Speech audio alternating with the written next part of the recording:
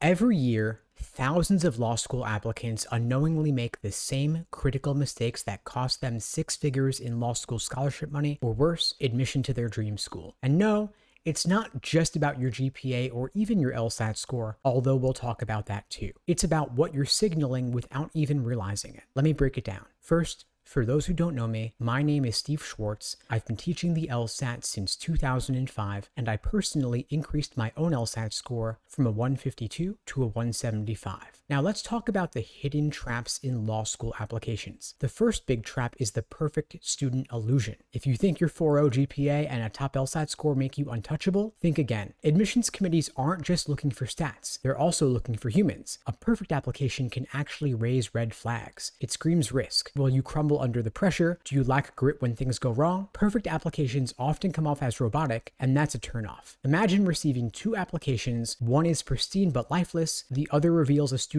who's faced adversity and thrived. Who's more likely to bring something unique to your incoming class? Admissions officers are human too, and they want real people. The second big trap is misusing your personal statement. It's not just a regurgitation of your resume. It's not about proving you're capable. It's about showing who you are as a person. If you're writing generic platitudes or worse, recycling the exact same statement for multiple schools, you're leaving money and opportunities on the table. For example, one applicant wrote a glowing essay about their passion for public interest law, but sent the same exact essay to every single school, including ones that didn't have big public interest programs. Schools know when you're not tailoring your application, and it's an easy way to get overlooked. The third big trap is submitting too early or too late. Applying early can feel like you're getting ahead of the curve, but there's a sweet spot.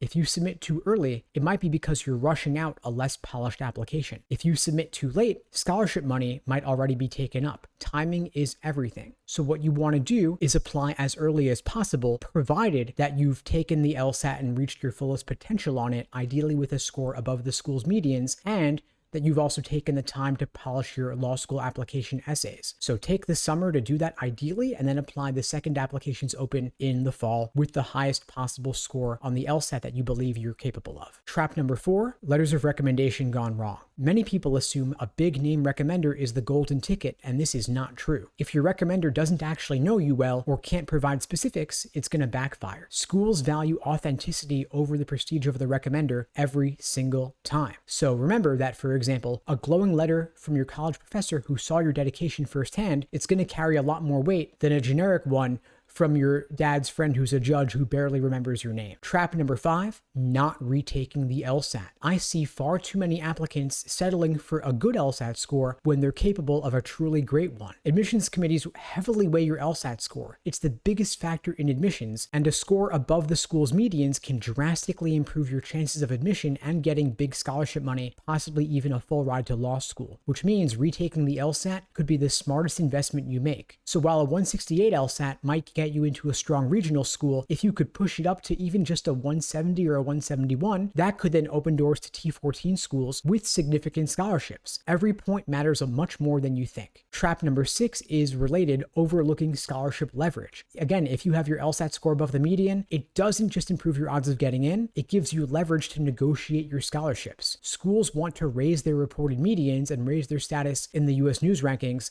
and they are going to reward you if you can help them do that. So for example, I had a student who had a 173 LSAT and got a full ride scholarship because they were in the top percentile for that school's applicants. The higher your score, the more negotiating power you have. Now I'm going to share with you some real examples from real students. James had a lower LSAT score of 165, but crafted an application that emphasized his leadership as a student athlete. He showed how he overcame an injury to advocate for improved mental health resources on campus. He not only got into Columbia Law, but also received a substantial scholarship. My student Sophia initially applied with a polished but generic application. But after she reworked her adversity statement to include vulnerability about her experiences growing up in foster care, she received an additional $200,000 in scholarship offers. My student Ethan applied with a 164 LSAT and a strong GPA, but he decided to retake the LSAT after a reality check looking at the school's medians. His improved score of 170 not only got him into a T14, but also got him $100,000 in scholarship money. The decision to retake the LSAT completely changed his trajectory, and my student Isabella was able to leverage her 172 LSAT to negotiate between multiple T14 schools and ultimately got a full ride at one and a partial scholarship at another. Her ability to highlight her unique perspective in her essays made her a standout applicant. Now let's talk about how to fix your application strategy. Step 1, embrace strategic vulnerability. Because admissions committees aren't looking for perfection, they're looking for authenticity. So you want to share challenges you faced and how you overcame them. It's about calculated authenticity though, not oversharing. So instead of writing, "I've always excelled academically, balancing a part-time job while taking a full course load taught me resilience and time management." You also want to showcase your unique perspective. Think about what sets you apart. Maybe it's a specific skill,